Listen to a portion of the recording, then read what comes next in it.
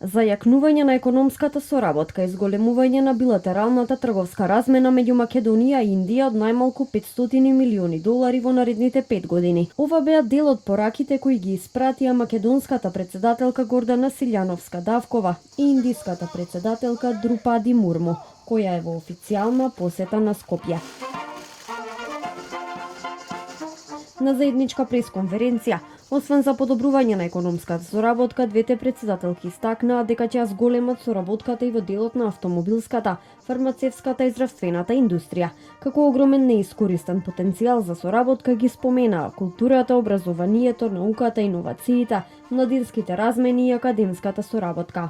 Минатата година трговската размена меѓу двете земји достигна приближно $133 милиони американски долари.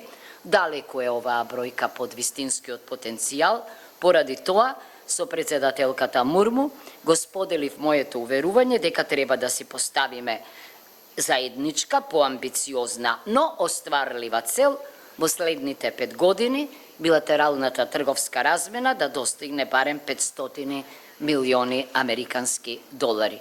Мурму потенцираше дека двете држави се согласиле да работат на зголемување на трговската и инвестицијската соработка, како и на продлабочување на партнерствата меѓу деловните заедници. Ги повторивме и ги потврдивме пријателските односи меѓу Македонија и Индија за заеднички вредности и заедничка взаемна почит. Соработката е многу важен столб на нашата билатерална соработка.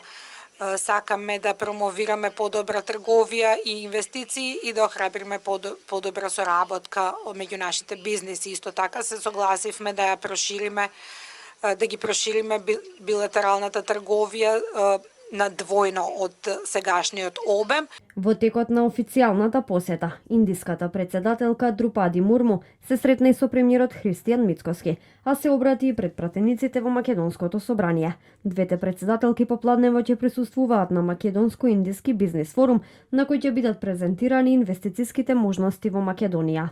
Во текот на утрешниот ден Мурму ќе посети и спомен куќата на мајка Тереза, а во знак на благодарност кон државата ќе ни подари и биста од Ганди.